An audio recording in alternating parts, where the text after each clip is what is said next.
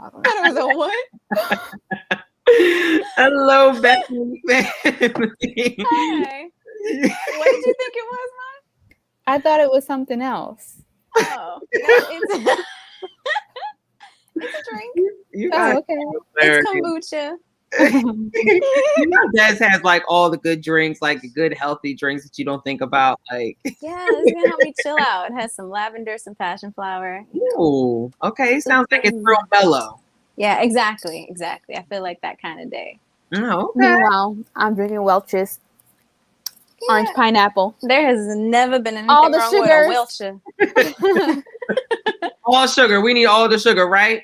But Bethany family, welcome, welcome, welcome. It is that time. It is 5:30. It is the recap. And you know, as you can see, we're 2 people short right now, but we're still gonna get this thing going, right? Because we're gonna need your help as well in the comments. As I always say, it's always a pleasure when you guys join us and engage with us. So right now, what I want you to do a couple things. First, I want you to just say welcome in the group. In the comments right now. Let us know where you're tuning in from, how you're feeling on this Monday. It's not as warm as it was this weekend, but you know, it's a medium. It's a little warm, got a little breeze here and there, right? But let us know how you're doing on this Monday, where you're tuning in from. And then the second thing I want you to do is I want you to click that share button that's right next to the like and the comment. I want you to share this broadcast because you know you never know who may need to hear this on this Monday, right? Especially this word. I cannot wait. You know, I don't really have questions. I have points where I want to discuss because some things to discuss with this week's sermon, right? But no, please make sure that you are sharing it because you don't know who may need to hear this, right? So please make sure that you're liking, you're sharing, you're saying welcome. Let us know how you're feeling and where you're tuning in from. As you guys are doing that and coming on in the chat, I do want to introduce these 2 amazing young ladies that are up here with me. You know, they are part of the 5 of us that come up here each and every Monday, and they do an amazing job. You know, Sister Des told me over the weekend that Sister Maya has a new name. So I'm gonna call her. Her new name is, and I want you guys to get ready. So whenever you see her on the broadcast, you need to comment this. It's Min Mai, okay?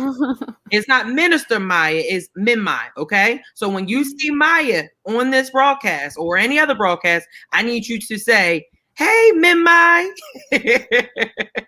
But no, that is Sister Maya. I got you, Kev. I got you. Just wait. Social media director. I'm scared. That's put me up to it. So yeah, okay. I didn't think you were gonna like blast it for everyone. I thought it was just gonna be us 2, but like this is amazing. It's her new name now. It's her new name. We have to go with it. But she is our social media director. She always keeps us going. We appreciate Sister Maya. And then underneath is my partner in crime, as you can see, the one that gets me in trouble as well. Sister Des, she comes up here and she drops her gems, she drops her knowledge, you know, and we're just happy to have her as well. And if you guys do not know, I am Brother Kevin and we are the Recap family. You may ask, what do we do here on Mondays at 5:30? And we basically take this time to just recap service because our services are so dynamic. And we have so many different series going on, from Bible study to Saturday drive-in service to Sunday encounter. So we try to, you know, recap as much as we can, but we try to give you those little nuggets so you can go back and actually, you know, take those nuggets and be like, okay, I remember them talking about this on a recap. Now let me watch it and let me apply it, right? So, you know, we take this moment just to recap with you guys. This will be that moment where we will be leaving church and we talking about the word and talking about how good chef's food is right now or what we have planned for the week. So this is that time as well. We want you to sit back and relax and just enjoy this time. I see you guys in the comments. I see you, Denise, Emma, Paulo. I see you guys in the comments. Thank you guys for tuning in. Let me know where you're tuning in from and make sure that you're inviting someone and sharing it as well. So as I go on my phone, because I am one that will forget if I don't do it right now, I won't do it at all. So as I go and share on my page, how are you guys feeling today, Sister Des, Sister Maya? I had the pleasure to be with them all weekend. You know, how blessed was I? I think I was the best one, Kev, just to be in your glowing presence. Oh, thank you. No, it has to be all you. You're right. But it was good. all weekend was just really good. Been hanging out with everyone at the drive-in and gearing up for Bishop's anniversary and all that's coming up for that. So it's been good. I'm looking forward to what's going to happen next. Awesome. Sister Yeah. Des? Yeah, same.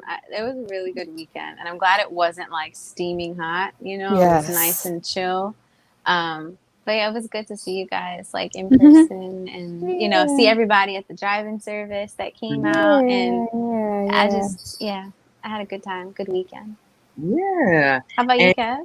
You know, it was good. It was a good weekend. Like I said, it's always a good weekend when you're just surrounded with just like love and positivity. And you know, we had a good weekend. We dive in, and then Sunday celebrated our sister really good. Jody. Shout out to Sister Jody, who is, you know, moving to Texas, but you know, we celebrated her this Sunday. So it was a good weekend. And Sister Maya just reminded me that, you know, next weekend is a special weekend because we are taking the time to celebrate our fearless leader, Bishop David G. Evans, for his 31 years of service.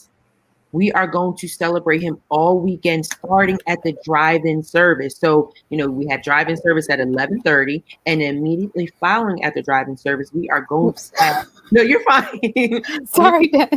We are going to have a drive-by where we want you guys to drive by and celebrate Bishop. We want you to honk. We want you to decorate your cars. We want you to stop by and just say, "Hey, Bishop, I love you. I appreciate you," because, you know, it's those little things. You know, you may not think that he needs to hear those things, and he may not say, "Oh, I don't need to hear that," but everyone needs that. Everyone needs that confirmation that, you know, it's still going strong. The body is still strong and everything. So we want to let him know how much we appreciate him and how much we love him. So I encourage you guys to please, if you are in the area, please come out Saturday and do the drive-by service with us at 1:15. And then we're also going to do an additional one on Sunday at 1:15 as well, including the services that we have Sunday. Now, Sister Maya, now you put the banner up because they have to see this. Like, they just have to see it. As you can see, we have some guest speakers who are no stranger to the plaza. We have our 8 and 11 service with our guest preacher, Bishop Joseph Walker. All right. You know, he is no stranger, and every time he comes, he drops a word, right? So we want you to join us for 8 and 11 o'clock, as well as Engage Live in between. And then later that evening, we have Pastor Jamal Bryant, who will be giving us an additional word later that evening at 6 p.m. So we are going to celebrate Bishop on Saturday and Sunday. So all next weekend. So we want you guys to come on out, celebrate with us at the drive-in service, at the drive-by, and as well on virtually celebrate Bishop. And whenever you see Bishop, especially on Point Saturday morning or on Word Impact Wednesday, I want you to just drop in the comments, "Happy anniversary, Bishop. We love you. We appreciate you. And we just look forward to many more years with him and just with his leadership," right? How you guys feel about it? I'm excited. And Vanessa Bell Armstrong is going to be a musical guest for that evening at 6. And we also have a musical duo in the morning. So wow, it's going to be a fun time. Make sure you're tuning in. Yeah.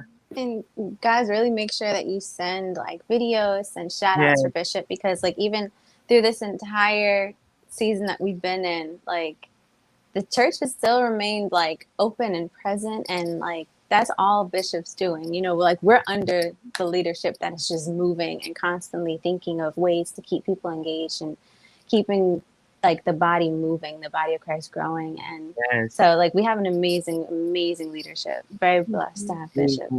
And we want to show him that, make him smile. Go ahead, Sister Maya. I was going to say, before we get going into our conversation, I just want to invite anyone who's watching us for the first time to type in VIP in the comments so that we can know and then show you guys some love. And thank you for joining our recap family, right? Of course, you know, get a little taste of what the recaps like, and then you come back each and every Monday. So make sure you drop that VIP in the comments. I may just drop it myself just because I just like this. I don't think it works like that, Kev. Oh, I'm sorry. Kevin just wants to say love anyway. special. But not only are we celebrating Bishop next weekend, we are preparing. We're getting towards the end of summer. I'm sorry, I say this every year. When 4th of July goes, the summer's going. Like after 4th of July, the summer just rolls by. I just don't know what it is.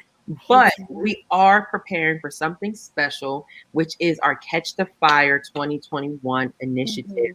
As you guys know, at the end of each year, we always do Catch the Fire, the book bag drive, the Thanksgiving drive, the Christmas drive. So we want to get prepared for our book bag drive so we can send our, the children, the little kids, the children back to school safely, right? So, we are asking for you guys to please donate, those school supplies, as well as donate your time as well. If you want to be a part of the experience for Catch the Fire, which I highly recommend, I'm telling you, when you're out there and you're actually evangelizing and you're just giving, you see the kids with the book bags and how they just light up. It just does something to you that it makes you want to go back each and every year. That's why we call Catch the Fire, because it's a fire that never goes out. So we want to encourage you guys, if you want to be a part of the Catch the Fire initiative this year, please email volunteers at Bethany.com. Okay. So you can be a part of that Catch the Fire initiative. I'm excited. I love Catch the Fire. I just love being out there that morning, just getting the stuff. Even like when we did last year, when we went together as a group and bought the supplies and we dropped it off, it was just like, we were just like big kids, weren't we? Like, we were like, oh my gosh, it just feels so good. So I encourage you guys, if you have not participated in our Catch the Fire initiative, please get on board and catch the fire with us as we prepare for our young children at Bethany, or, those family members that may need it. Please let them know as well. And the dates for that, Sister Maya, are again August 21st, starting at 9 a.m. At Lindenwold High School and Woodrow Wilson High School. Right. So, and we're there till supplies last. And I'm telling you, last year it was like that. So please make sure that you are there in line so you can get a book bag, because as you know, it wouldn't be Bethany style if we did not pray over them and touch and agree. Go ahead, Sister Mike. I was going to say, not just book bags, but this is a different kind of school year. Yes, it is. Than what should be normally with COVID-19. So make sure you're also preparing them, health-wise, with hand sanitizer and mask and just things that they can use that will help keep them safe from the virus while they're back in school. Yes. Because we need the hand sanitizer going back, right? But no, before we get into anything, I definitely again want to shout out everyone in the comments. Sister Robin, I see you. Brother Keefe, we are praying for you, good sir. It's good to see you back in the comments. And Carol, I want to say, is it Carol? Carol, I want to make sure I'm saying it right. It's Carol. Is it Carol? Okay, Sister Carol, thank you for tuning in from YouTube as well, right? So as I say all the time, we get fed every Sunday, fed on Sunday, and we get fed on Wednesday. See, Sister Maya, that's why she's hungry. Right, that's why. But we are currently in the Chestnut Checker series, and we have been in it. It feels like it's going like that, but we have been in it for weeks and months. Basically. And it has been such a blueprint. We keep saying repeatedly, it's been a blueprint for us when it comes to dealing with that spiritual warfare and everything. So Bishop continue in the Curse Breaker. He's been through the witches, he's been through the demons, he's been through everything surrounding spiritual warfare. Now we're talking about those curses and how curses are put on us and how we put curses on other people's and ourselves, right? So last week we talked about the definition of a curse. A curse is anything that hinders you from obeying, doing the right thing, or influencing you into repetitive failures that your forefathers had. A curse is the disfavor of Jehovah. Not only can you be cursed, but you can also bring down a hindrance or the disfavor of God upon yourself. We have been so concerned about people cursing us or the enemy cursing us when the biggest danger in Bishop's perspective is us cursing ourselves. In other words, speaking a hindrance or behaving in a way that brings a hindrance to our own lives. We have to be careful about the books, the communication, the symbols, and the people we allow in our living space. This is because that allowing in can draw the disfavor of God, and the disfavor of God is a curse. So before I ask the questions and get into everything, I also want to encourage you guys in the comments to please post your questions, your perspectives, or whatever you thought about service yesterday, right? So I'm gonna switch it up. Usually I ask the first same question all the time. Okay. But I am going to ask you guys, as I said, we have been in this series for months now, and it's centered around spiritual warfare. And Bishop has talked about curses, witches, demons, and everything. So I want to ask you both, when it comes, because we've all experienced some spiritual warfare before. When it comes to you, what was the hardest part for you dealing with spiritual warfare? And it could be either any of the topics that Bishop has covered, or it can be something different. But when you experience some spiritual warfare in your life, if you don't mind sharing, what was the hardest part for you when it came to dealing with something? I'll start off just to give an example, but I feel like for me this year, well, just in general through this pandemic, I've been growing closer to God, and I've been seeing how the enemy has been moving in people that are close to me in their lives.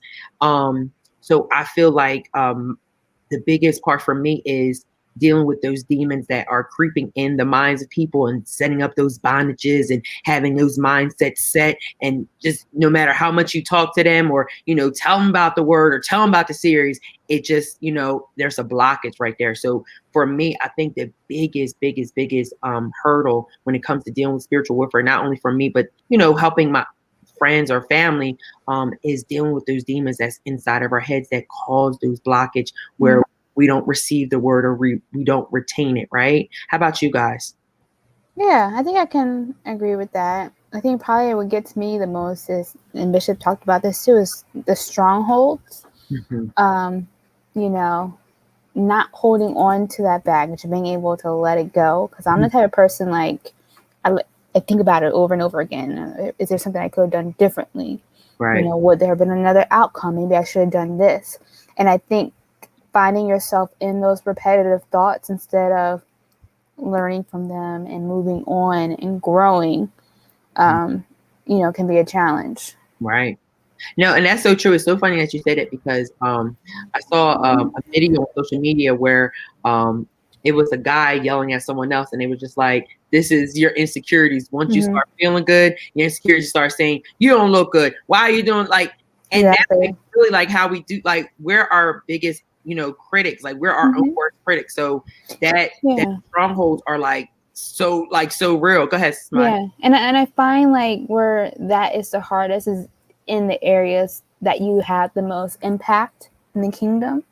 So like for me, like the fact that I'm on screen talking right now, should have been Hyundai, is a miracle because I'm not, someone who's overly comfortable, being on screen or having to give speeches or whatever, talking. And so, it's in the past that has been a major hurdle for me that I did let keep me from moving forward in different things. But I do think like going back, that's a stronghold because the enemy knows that, that's an area that God's going to use you in.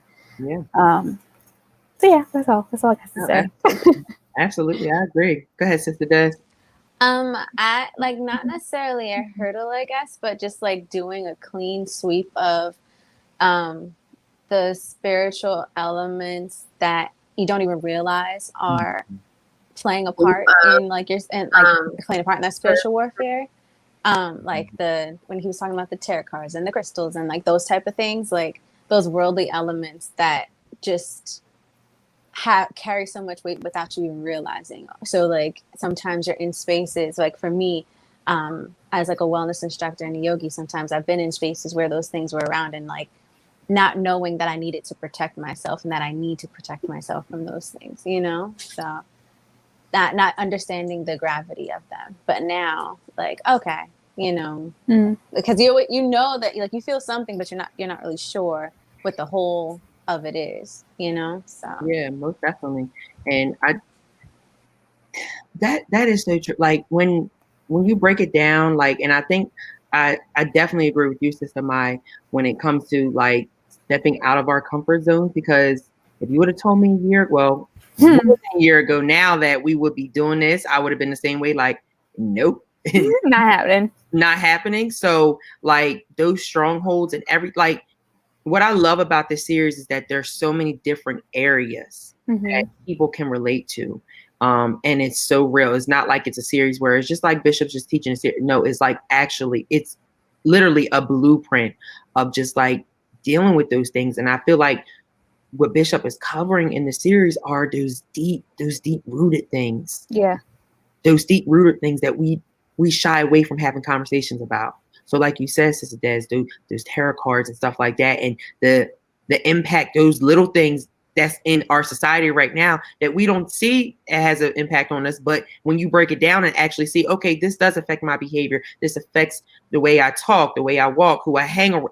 It's like, it's crazy to me. Like when Bishop, like this, when I heard this term, I was like, wow, Bishop, I feel convicted. I feel like, I feel like you're in my backyard. I feel it. Like, so I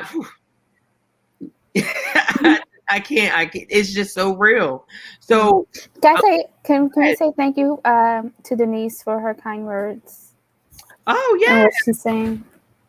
Oh, you're amazing, Denise. Listen, she inspires us as well, Denise. So we appreciate Minmai. No, I probably get on their nerves. Thank you, Denise.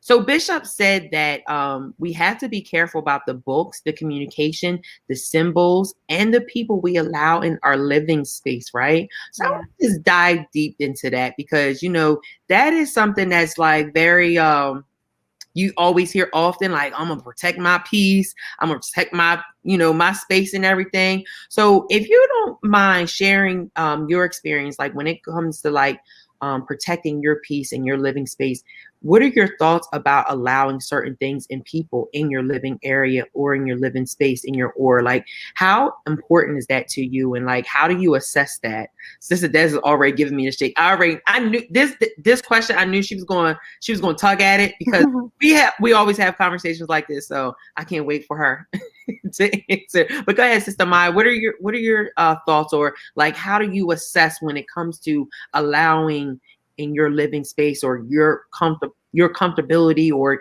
your peace when it comes to dealing with certain things or people? I think it's something that we don't consider enough.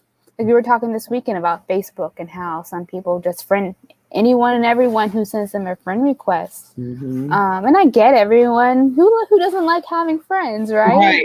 But you have to be mindful of those people that you're accepting into your life, whether it be in person or through a Facebook request, wherever, because you never know. Like you're inviting that into your energy, and I got enough going on already. I don't need to soak up any more negative energy, right? Yeah. So I think it's something that we do need to give a little bit more consideration to. It's not about, not wanting to form relationships or, having connections with people. But I think any relationship, whether it be like a love relationship or friendship, whatever, it should be with someone who's going to help you grow into an even better person.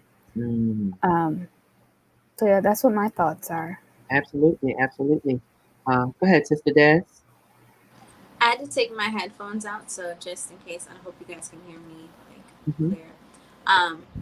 Very protective of space. Like very, very protective, because like who you allow in your space and what you allow in your space, we know can alter your own vibe. Like a lot of people aren't allowed to come to my home, not because I don't like entertaining, but I want to make sure that I'm maintaining a safe space for myself, like a space.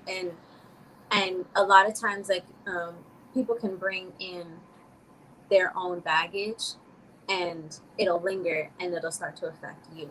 You know what I mean? So you want to be very diligent about who you allow in your space. And honestly, it doesn't even have to mean like this an evil person or anything like that. It's just sometimes it could be somebody who's been to your home or you know, something you've read before, but it just has like they just are going through a moment or going through a season. You know what I mean? So just being aware, hyper aware of who and what they're going through, and if you want to allow that in. And honestly, that even goes for like having conversations too. Not even just having people in like physical space, but just like having a conversation. Like, do I have enough emotional room to carry what you're about to tell me? You know, so I'm very, very protective of my space, of my bubble. Yeah. So this was like right on the money for me. I was like, yeah, That's that's like true. right on target. And that's so true because Bishop, as we're learning last week and this week, how important those conversations that you have and how they can actually be conspiracies. We'll get into it, but how they can be agreements and they can be conspiracies. The things that you say, the conversations that you have, they're so important. So protecting that space and protecting that peace is so important. Bishop talks about how we can actually curse ourselves, which God sees as a conspiracy.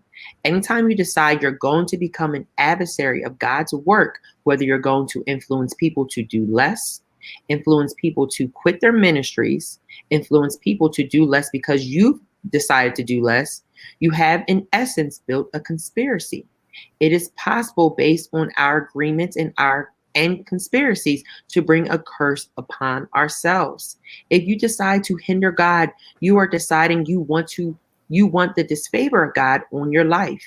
We get caught up in people and structures and forget the spirit this is driving or have assigned the structure to God's work on earth. So I just want to discuss about us cursing ourselves and being adversaries to God's work. Because what Bishop was saying this week, and then within the discussion with him and Pastor Nick, how they were talking about, especially in the church, how people just, I'm leaving this ministry and it's going to have an impact.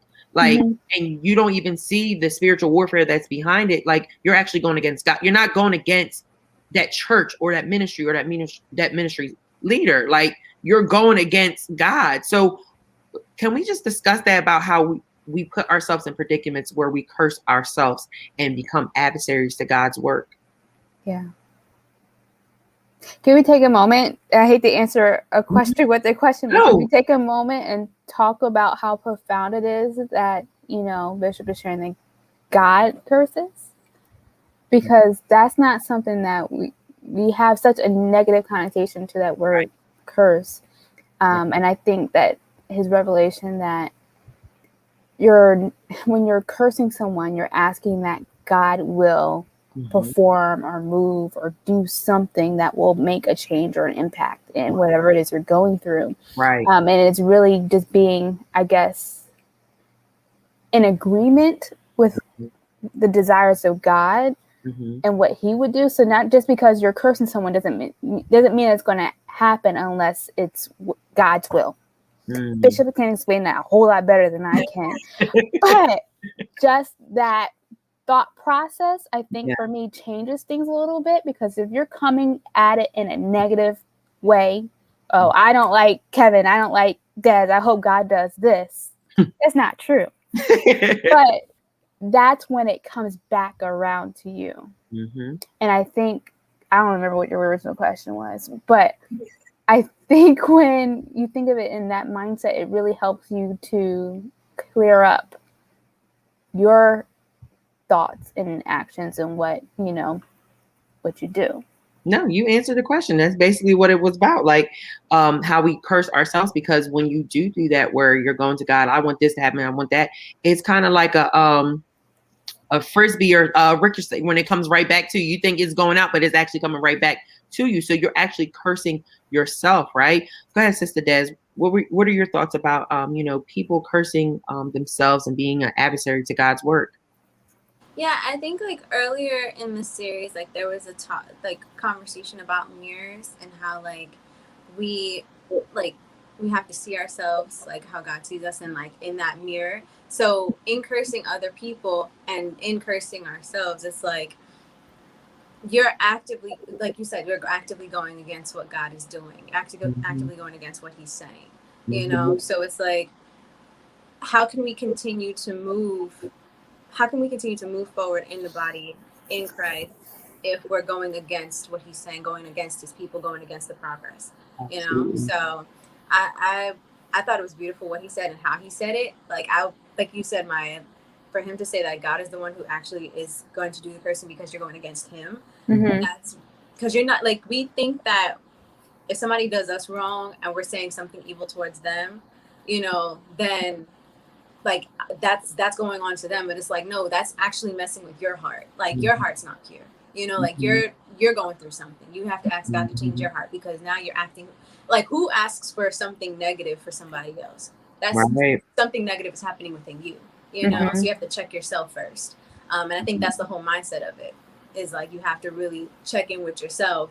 And that's how you end up cursing yourself, because you're taking on whatever that thing was and wishing, hoping, and so now evil and malice is starting to build up in you, hoping that this thing happens to them. What's the saying? It's like something about poison and venom. I don't remember what it is, but like you can't shoot venom without, I don't know. But it's gonna remember afterwards. Something, yeah, it's something about venom. But yeah, it doesn't make sense, and it doesn't. You have to check your heart. You know, like I think I say that often on here, is like, what's your heart posture? What is, like, where are you actually standing with God? Because if you have an evil heart, if you have an evil mentality, then you don't wish well upon people, and then therefore why would well come to you? You know. And it's something that's real, that's in the kingdom, because there may be someone that gets discouraged when something doesn't happen for them, and it happens for the next person, and you're like, well, God, like I did X, Y, and Z. I'm on this ministry. I gave this time, but you know, we kind of had this conversation over the weekend where there's no timetable on when God is going to work. You know, you may do something, you may sow now, or something that's going to come 2 years later. So I think, like what you're saying, Sister Des, when it comes to that self-assessment, you gotta, I feel like that's why it's so important, like on jobs, when you do professional developments and you do assessments and evaluations, they're so important, because, you know, you should evaluate yourself monthly, you should evaluate yourself yearly, because for me, I'll just say for myself, every year I try to evolve. So this is not the same Kevin last year. You know what I'm saying? So you always should do those self-checks, because throughout those years, throughout those months, throughout those days, you do get tired. You go through some things, and, you know, your heart is not as big as it used to, or you may be more tired than you know. So what you're saying is that is so true, like doing those self-assessments and just check-ins, like, hey, like, where's my heart at? Like, what happened? What happened to the spunky me, the one that will jump up? And, you know, that happens. And when you have those conversations, that's just you being real with yourself. But I feel like we're afraid to have those conversations, because it's kind of like I'm questioning God, or I'm questioning myself when it comes to, oh, am I actually really happy? Right? You understand what I'm saying? Yeah. So go ahead, Sister Maya, what were you going to say? I was going to say, it's those are tough conversations to have, because you learn a lot about yourself and maybe some of the demons, for lack of better words, that you're dealing with. Right, absolutely. I also thought it was interesting, like how he mentioned that, like, basically one seed can drag down the entire, like, bunch of people. So like you have that one person who has an issue or who wants this negative thing to happen, and now you're corrupting a bunch of other people. You know, so like you're now putting your hurts, your traumas, your things on everybody else, when it's something you had to deal with. Right. You know? So yeah. Whew. An agreement against the will of God will bring a curse upon your life. So an object, an idea, or something that you want to do can be hindered or made less swift or lessened. We must be careful that our agreements are not really conspiracies, because God does not look favorably upon that, and the disfavor of God is a curse. We want to make sure that we are not attempting to hinder the productivity of another child of God, a church, or a ministry. You cannot make little of another child of God's mission. So I think one of the biggest things for us is, like, as we continue to grow, and just as millennials, you know, we're still young, we're still growing, we're still learning about ourselves. And Maya, you're still young. Okay, thank you. You saw the gut She wrenching hit reaction to 30 is that. not old. My Right. word. You saw I saw the facial expression. You're not old, ma'am. You're not You old. are You're Okay, not thank still you. You keep saying you're old. It's a mentality. You're gonna start acting. It's gonna start getting to Very, you. very young. true. Self-assessment. Gotta go I back. don't want to curse myself. What's So. your heart like? You Right. young, crazy, and vibrant. But no, as we continue to grow older, we learn so much, and we learn more about ourselves. We learn about the people that are around us and everything. And I feel like one of my biggest struggles were learning who was actually really for me, and really, really diving deep into friendships that I thought I had for a long time. Right. So what was your biggest struggle when it came to letting go of some people without having any hard feelings? Because I feel like every time people think like, oh, like, you trust and believe, we have all been there where there's been some people that get on our nerves, and we may say some things and stuff like that. But like, knowing how we are now and growing in God, and knowing like forgiveness is key in everything. What was your biggest struggle when it came to like cutting ties with people and just saying, you know what, I'm actually good with it? Like, you know, no disrespect, no hard feelings. It's just, you go your way, I go my way. So what do you think what was your biggest struggle when it came to that? I think the struggle for me is the longevity of the relationship. Yeah. Like, you know, like if we've been friends since elementary school or something like that, and now I'm actually starting to see things that were always there. I'm like, wow, like, waste of time. Like, you've been my friend for X amount of years. You know what I mean? Like, so I think that time put in, you know, you don't want to lose that because you've, you know, had this friendship for however long. But a lot of times it's like, no, you kind of just have to gracefully bow out, you know? Yeah, I had a friend that was, and and sometimes it's you know, sometimes you're that person that has to go. But I had a friend, and our relationship was really cool, like for a good season of our lives.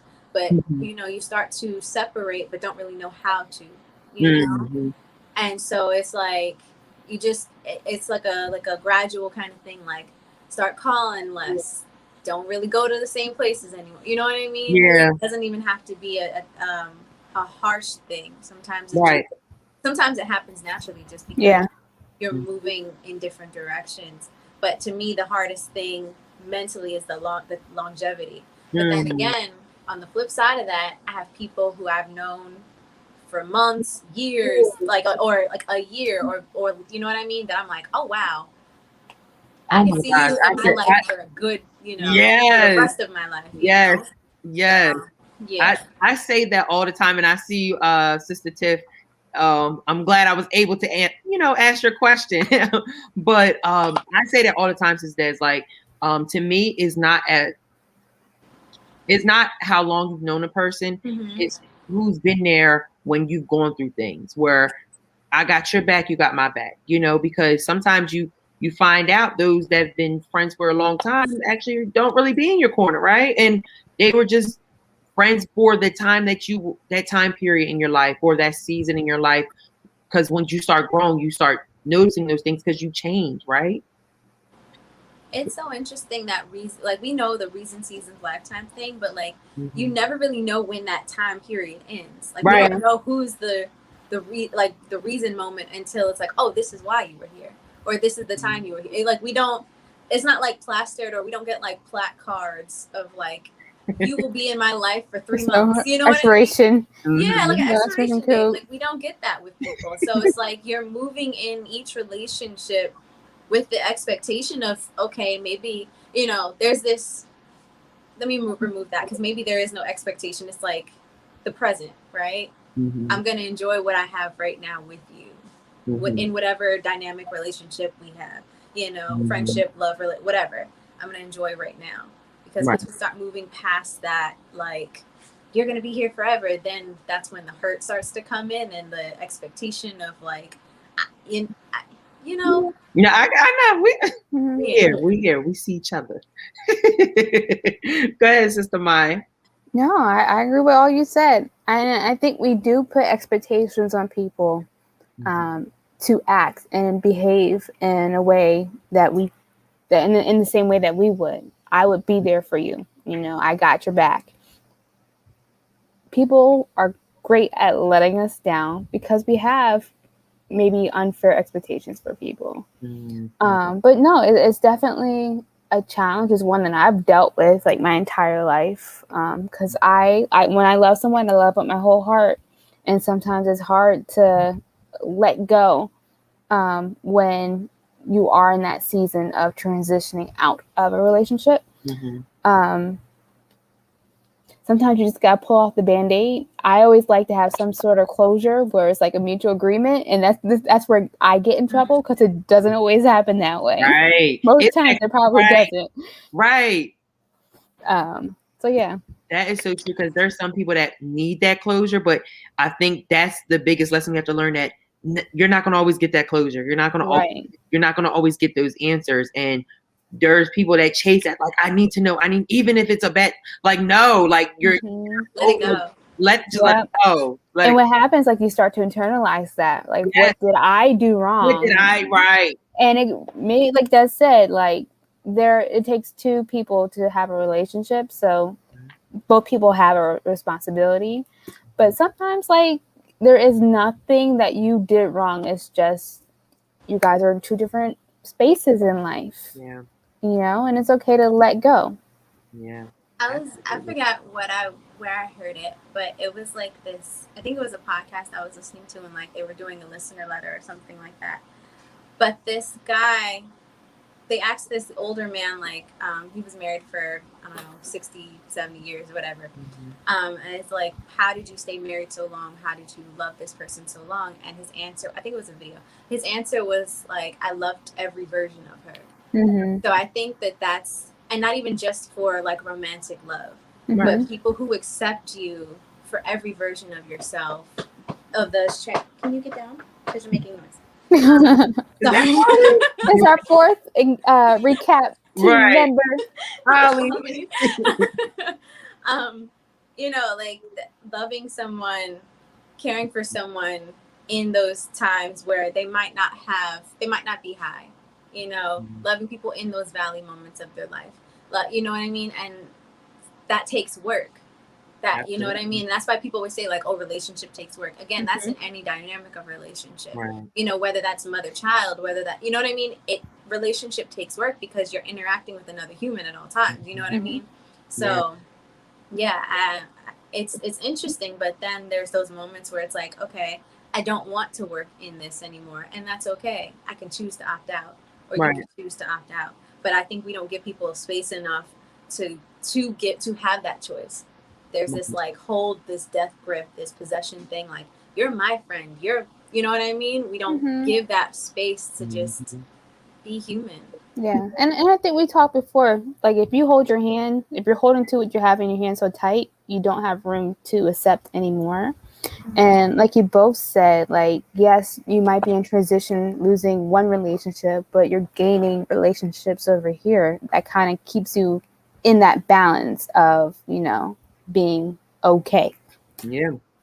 And I love what Denise has said. One of my challenges has been to trust my God-given gut instincts when it's time to move on from someone or something. And Bishop talked about this where, when you go to God with your grievances and you basically said, like, God, like, this person did me wrong and everything. And instead of us trying to get back at that person, just give it to God. We have to trust God. We tend to want to do God's work. And okay, my boss did this to me, so I'm not going to show up to work on time, or I'm going to do this, or I had a problem with someone in the ministry, so I'm not going to show up that Sunday and work my job, right? We tend to do God's work, but we have to trust God that he's going to take care of that. And not wanting it to happen now. Like Bishop always says, we're in this microwave society where we want things to happen like that. Like, no, we have to sit back and trust God, because when we turn it into our own hands, then that's when it produces a curse on ourselves. Person, yep. So thank you for that, Denise, because I think that's like highlighted that Full whole circle, yeah. that full circle, right? So a, a curse is a hindrance spoken, which is the opposite of a blessing. We learned last week that there are four sources of curses, which are God, God's servants, the spirit world, and Satan's human servants. All four release spiritual power or energy towards the person or object cursed. All four have power. Cursing is primarily an Old Testament power concept meant to release negative spiritual power against an object, a person, and a place, the place being cursed. Most curses in the Bible come from a God action or actions of his servants in God's will. God curse God cursing is him releasing the power of his judgment. So God alone truly curses. It is a revelation of his justice in support of his claim to our absolute obedience. Believers cannot curse unbelievers that resist the gospel. We are to rebuke Satan and rebuke Satan's control of people, not the person.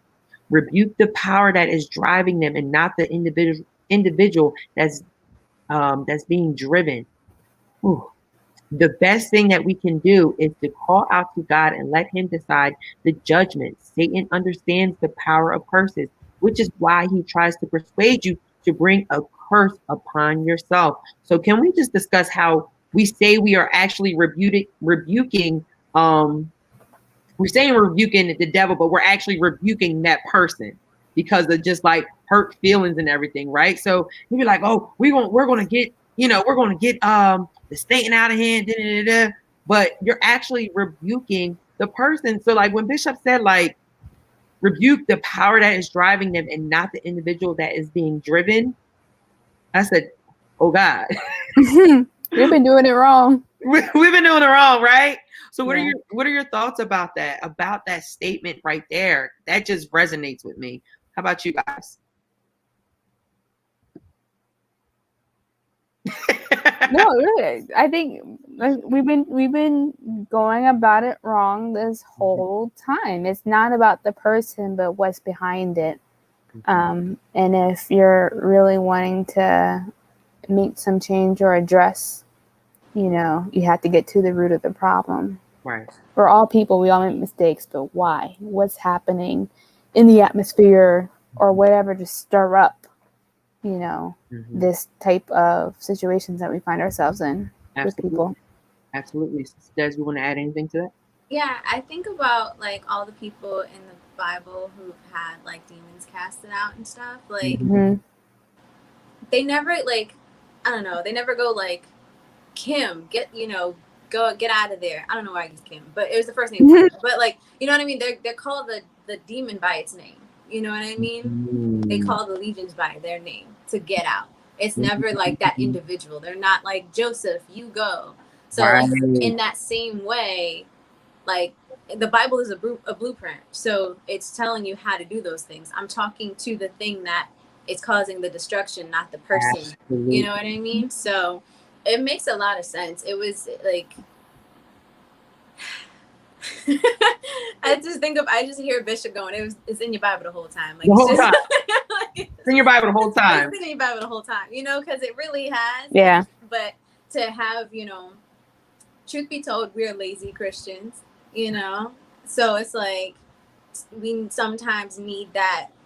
We need to have a flashcard moment of like, oh, this is what the Bible says. We shouldn't need it, but that's just how it is. But yeah, the Bible mentions that. So it makes a lot of sense. Like Emma just said in the comments, we do not deal with flesh and blood, but with powers and principalities. Amen. You guys are on fire in the comments. So blessing is to move a person forward and cursing is to move a person backwards. The language of a curse is designed to impact life. A curse, just like a blessing, is believed by the speaker. It's believed by the speaker to possess inherent power. Power in the words to do what's being spoken. It believes that it carries itself into effect because of the source of the words. So blessing and curse have the same power of self-realization. Bishop stated that people of God are famous for saying they've been delivered, but exhibiting behaviors that are evidence that which hurt them in the past is still hurting them. Sometimes there is something that someone said or did to you in the past that is an unresolved issue that has caused you to be hindered in your development in being healed and getting the breakthrough that Lord Jesus Christ died to give you. There's something that has a hold of you that God has given you an anointing to break, because that anointing is a yoke breaker. So can we just take a moment and discuss how some individuals are still controlled by their past, which is affecting their present and future? Why can't we let go? Ask the question one more time. Can we take the moment and discuss how some individuals are still controlled by their past, which is affecting their present and future, and why can't we let it go?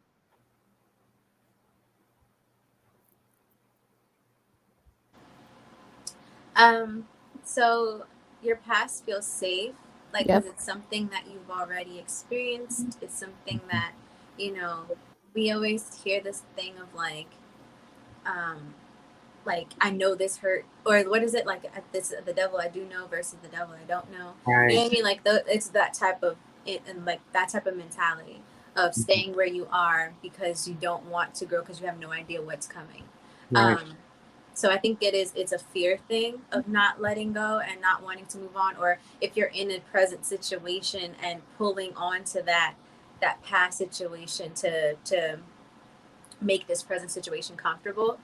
Like if you're in a relationship and like if you've been through, trauma or whatever in your old relationship, you'll find something like you'll make something up to like, oh, I used to argue with this person all the time. Why are we not arguing? Something must be, you know what I mean? But like people do that, and like bring that in and just to bring, because we're comfortable with hurt, we're comfortable with trauma, we're comfortable being in that place of